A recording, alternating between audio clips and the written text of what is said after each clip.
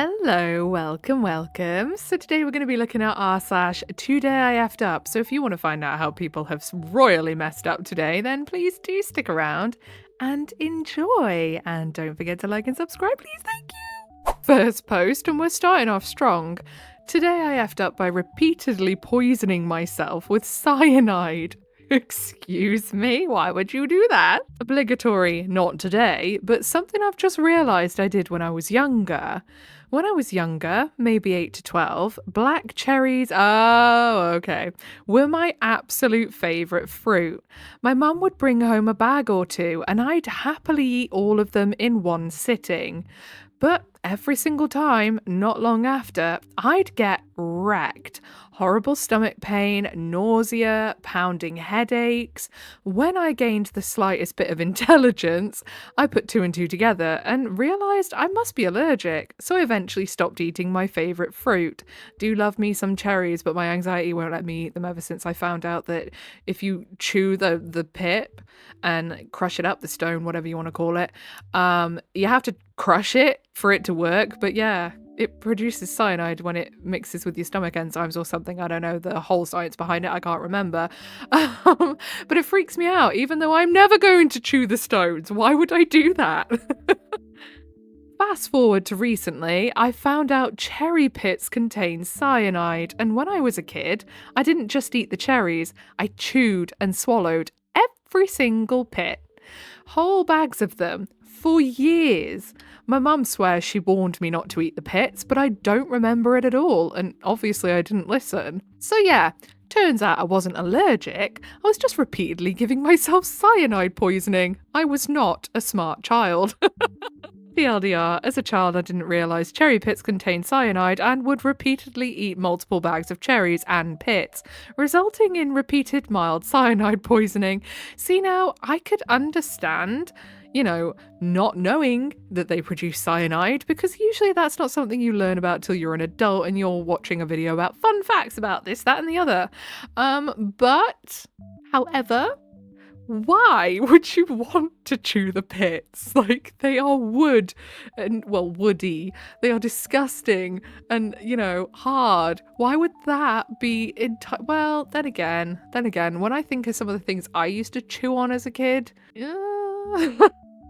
I think a few Polly Pockets met their horrific end between my teeth. So I also used to enjoy chewing on blankets as well. That was another thing. The signs were there, really, that there was something not quite right with me from a young age. So, down in the comments, your mum is high says, you chewed Jiminy Christmas. I don't know why, that just really made me chuckle, that phrase. And then the OP says, I reiterate, I was not a smart child.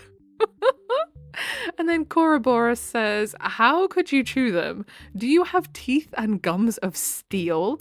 They are like wood. And then the OP says, I was a strange child and liked chewing on hard things like ice and seeds. I was just another thing to chew on. Yeah, that's another thing I loved chewing was ice. Still do that now sometimes. Like, it hurts my brain, but in a way that I feel is as close to a lobotomy as I'm ever gonna get. Next post. Today I effed up by trying to impress my gym crush. I, 22M, recently started hitting the gym and developed a small crush on a girl who always works out around the same time as me. Today I decided to go beast mode to show off. She was doing deadlifts, so I thought I'd casually load up a bar with more weight than I normally use and rep it out nearby. Well, turns out my ego was about 60 pounds heavier than my back could handle. I yanked the bar, immediately pulled something, lost my balance, and let out the most primal scream imaginable. Don't lie, you squealed like a little girl, didn't you?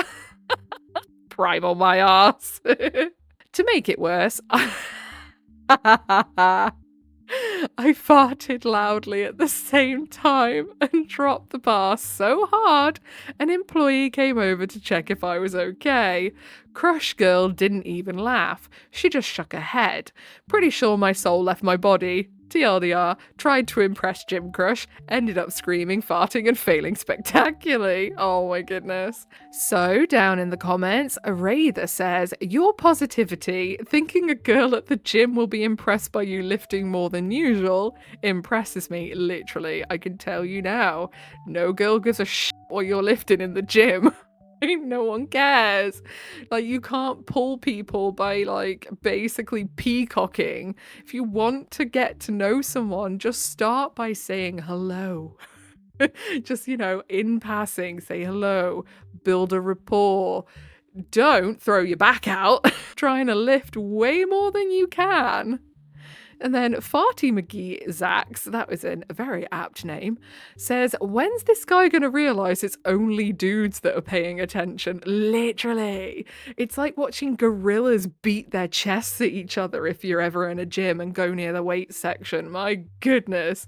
It's quite amusing if you sit and watch for a while. You just expect David Attenborough to be crouching in the corner, commentating on it all. So then I'm Tom Lincoln says, for real, as a dude, when a guy loads up 4 plates and starts repping out squats, you better believe I'm staring like a schoolgirl. Aww, it's a bonding exercise for them. It's kind of cute. Next post. Today I effed up telling my friend I cry while going to the bathroom. I, 30F, was putting on makeup for an event recently. When I had finally finished and put on my setting spray, my stomach did a flip and I headed to the bathroom. While on the toilet, I texted a friend, don't you hate it when you finish your makeup and then you go number 2 and ruin your eyes? The response I got was just 3 question marks. So I clarified, 'cause your eyes water when you poo. Apparently not. Apparently it's just a me thing that my eyes water every time. Doesn't matter if it's normal or not, there will be a few tears forming in my eyes. I tried texting my sister to see if she was on my side and nope, still just me. I can't be the only one, right? Maybe it's 'cause I had my gallbladder removed? Anyways, I hope this makes you all laugh. LOL. TLDR, I tear up when I go to the bathroom and I don't think I have any gastrointestinal issues, just a thing that happens. But no, I don't think that that's normal, and I would perhaps go and see a doctor about that. Could be nothing. Could be nothing. You could just be really emotional about poo. But I feel like if it happens every time, that may be a sign of a problem. So, down in the comments, Striking Ad 9037 says, the girl who cried poop. Junk Stabbus, pardon, says, the girl who poop cried. And then Lauraland27 says, the girl with the poop knife. Don't even go there, okay? We are leaving the poop knife debacle back in whenever it was. And I don't want to hear about it again, okay? It was a disturbing time. Honestly, though, who has one of those? Like, I would never. Ew. I feel like obviously it was probably a joke, but still, even the thought. And also, I would love to have a follow-up on whether the OP found out why they cry when they poo. That's intriguing and disturbing to me, and I would love to know what the science behind that is. Bodies are weird though. Like, bodies are very weird. I have an issue with my brain that means if I turn my head in certain directions or if I bend forward, I feel like I've been shot through the back of my head. It's weird and very painful, actually. Very painful. It's not all the time, but a lot of the time it's very unpleasant. Today I effed up by ordering gluten-free from a new restaurant. It was decidedly not gluten-free. Oh dear. I had a rough few months and decided to order a gluten-free treat for breakfast from a new trendy restaurant. I have an actual wheat allergy and a nasty autoimmune disease that causes inflammation of my connective tissue, veins, lungs, etc. With allergy plus autoimmune disease, eating wheat can cause anything from anaphylaxis to chest pain, either lungs inflame or sac around my heart inflames, depending on how much of an a-hole my body is on that day, to GI issues. I wonder if that's due to celiacs, because I know celiacs can be so severe that it can cause anaphylaxis, can't it? Well, my new treat was slathered in sauce, so I didn't really notice that it was missing that xanthan gum aftertaste. Anyway, I've had to take 3 small rounds of corticoid steroids today because my chest trying to strangle me from the inside thing, lungs or heart sac, started happening. And now my GI system is less than pleased. The good news is that corticoid steroids stop the anaphylaxis, so yay? Downside is my body is going to be wrecked for the next week. Time to stock up on some Gatorade Zeros. TLDR, I ordered gluten-free from a trendy place and it was most decidedly not gluten-free. My body is wrecked. Edit, because words are hard. Honestly, it concerns me so much that food places, food companies, restaurants, things like that do not take gluten-free as seriously as they should. They seem to think that gluten-free is just a trendy fad, a diet thing, people want to get skinny and not eat gluten kind of thing. No, again, for someone who has celiac disease, it could literally off them coming into contact with gluten. It's that severe.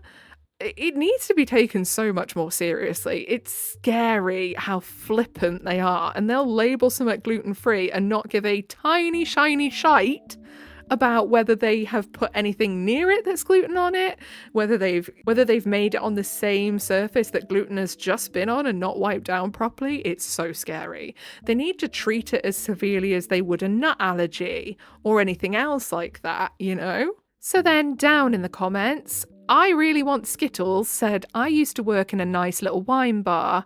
The head chef said out loud, with his chest, if these bitches have allergies and can't eat gluten, they should just stay home. There was a little war between him and I. Any time we'd get a gluten-free or nut allergy order, I'd keep it to myself and scrub down my station, fresh boards, wash knives. And he'd always be a pain in the butt about it.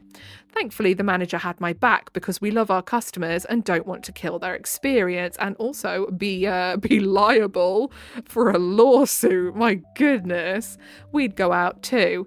I'd be livid if someone effed with my dinner when I was trying to have a nice date. And again, it's as serious as you could hospitalize somebody, or worse, if you give them gluten. You know, it's not just, I'm saying it to be trendy.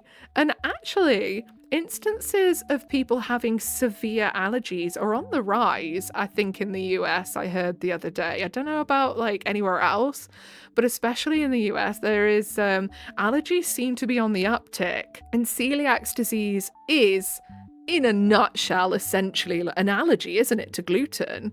And it can wreck the person's body. It can shut down their intestines and shut down their GI tract. It can cause, like with this person, lung issues, heart issues. It is not just I'm not eating gluten because I want to be skinny and trendy. No, like get all the way out with that. And then Kova Runkari says, if these bitches have allergies and can't eat gluten, they should just stay home. I guess restaurants can choose their customers, and if they don't want to serve gluten-free food, it is okay. But lying about being gluten-free is definitely butthole behaviour. Precisely. They can say they don't provide gluten-free options, of course, but don't ever say you do, and then risk mixing and contaminating or just lying completely. Next post. Today I effed up helping a girl relax. My girlfriend and I were on the plane yesterday when we experienced turbulence. My girlfriend was asleep, but I was wide awake. The passenger sitting next to me looked like she was on the verge of a panic attack. I have to point out that the passenger was young and attractive because her looks contributed to my downfall. I was minding my own business at first, but then the passenger ended up grabbing the armrest when the turbulence got worse. My hand was on the armrest first, meaning her hand was now on top of my hand. When I looked at her, she was practically hyperventilating. So, to help her relax, I automatically placed my other hand over her hand, sandwiching her hand between both of my hands, before telling her a random story about my religious mother who insisted that I go to church with her this past Sunday so that I could become friends with a Gen Z pastor who literally said "slay" at the end of his prayer instead of amen. That's great. The passenger laughed, which made me laugh with her, until I sensed danger and noticed my girlfriend staring at me. Oh dear. My hands reacted faster than an unbuckled seatbelt. The turbulence was suddenly gone and the passenger seemed calmer. I explained to my girlfriend what happened, prompting her to respond in her native language. Oh dear, you're getting called out where no one can hear. Oh, you are really in the doghouse. Which was not English. She said she closed her eyes for 2 minutes and the first thing she saw when she woke up was me holding hands with a girl who looked like she probably has an OnlyFans. Wow, a way to make assumptions based on appearances, but okay. She also doubted the fact that there was turbulence, so I stopped one of the flight attendants walking down the aisle and asked them to confirm that the turbulence happened. The flight attendant confirmed and apologised for any inconvenience. My girlfriend switched to English and told the flight attendant that I was the one who needed to apologise because the source of the turbulence was between my legs. Oh no. The flight attendant awkwardly walked away without saying anything while my girlfriend put on her headphones and closed her eyes. Sigh. Like, don't get me wrong. Obviously, this was a big misunderstanding, but I can understand why the girlfriend would wake up, see a fella, like, holding some lady's hand, telling her jokes and making her laugh, and think, what the fuck? Do you know what I mean? I do get that. So I understand why the girlfriend was annoyed, to be fair. But also, I don't think the OP was doing anything wrong either. Some people like tactile comfort when they're in a panic attack. I don't. Touch me and I'll bite if I'm having a panic attack. Don't touch me, don't talk to me, leave me alone. I will get over it in my own time. But some people need reassurance, and that's okay too. TLDR, a girl on the plane was having a panic attack next to me, so I held her hands and made her laugh to help her relax. My girlfriend, who was asleep during the panic, woke up just in time to witness me holding hands with a girl who now seemed perfectly fine, which of course got me in trouble with my significant other. So, down in the comments, Lunatic Psych says, this is the opposite of today I effed up. You exited a potentially toxic relationship while opening up a new career as an OnlyFans couple. Okay, I'm going to read the rest of these without saying the names because there's a lot, but this comment thread made me laugh. When a door closes, a window opens. Or, as my grandparents used to say, when one pair of legs close, another pair will open. The wisdom of our elders, truly marvellous. Both sets of my grandparents had at least 9 children each, so it was certainly gisdom of the elders. And then the last commenter just says, sprays with spray bottle. No, bad. And then we have an update from our little tactile aeroplane therapist, and they say, unlike my original post, I'm going to keep this short. My girlfriend and I have been unpacking what happened on the plane ever since we landed. Even though both of us apologise for upsetting each other, we agreed to disagree about what should have happened on the plane. I believed my actions made sense, whereas my girlfriend believed it was inappropriate for me to touch another girl. I mean, she did just decide to completely grip onto your arm. So, I get where the awkward, I don't know what to do here, I'm just going to put my other hand there might happen. I would never. I'd be like, stop touching me, stranger. Stranger danger. But, not everyone's weird like me. Regardless of her panic attack, the conversation opened a deeper discussion between us regarding jealousy, compatibility, our future, etc. Since the two of us were away from home for the weekend, we eventually decided to pause the heavy relationship topics and just focus on enjoying ourselves. Fair enough. Fast forward to the following day. My girlfriend and I were at the beach. I was in the water, sitting on my surfboard, waiting for the waves that never came. Oh, that is a sad mental image. I would occasionally look over my shoulders to make sure my girlfriend, who was tanning on the sand, was still okay. I would wave at her, and she would wave back. It might have been the 3rd or 4th time I looked back and noticed my girlfriend was no longer tanning. She was talking to a random shirtless guy. At some point, she was actually touching the dude's abs, which made both of them laugh. I waved at my girlfriend until she saw me. She waved back. The shirtless guy followed her lead and waved too. Wow, this woman is petty beyond expectations. My goodness. I don't condone, but I am giggling because the mental image is just a little funny. I'm not gonna lie. But I don't condone. This is not how we deal with jealous feelings. By the time I returned to dry land, my girlfriend was in her original position, tanning as if nothing happened. Shirtless guy was gone. When I asked my girlfriend about the guy, she shrugged and said he was just some hot guy who looked like he might have been having a mild panic attack. So she did what I would have done and healed him with her hands. My goodness. I'm beginning to think that this might be the last weekend away I ever have with my girlfriend. TLDR, my girlfriend decided to give me a taste of my own medicine or whatever by touching another guy's abs because she apparently believed he was having a panic attack. You know she didn't think he was having a panic attack, my love. We all know. Like, in a way, I can understand her need for pettiness and her anger and her jealousy because to her eyes, she woke up and you're stroking some lady's hand and cracking jokes with her. You can see why it would look really bad. But, of course, an eye for an eye makes the whole world blind, so, perhaps if she was that unhappy with it, she should have just said, look, I don't want to be with you. You've pissed me off. I don't trust you. We are over. But, whatever. But, it's kind of difficult to have a breakup when you're stuck on hollybobs with someone. So down in the comments, your bank says, okay, so this is the situation. 1. You tried to calm someone down from a panic attack with physical touch and distraction, which are proven methods. Source, I used to have panic attacks, and these methods are what my therapist recommended, and they work. 2. This looked like something inappropriate to your girlfriend, but you explained the situation and she refused to listen and made mean comments. 3. She apologizes.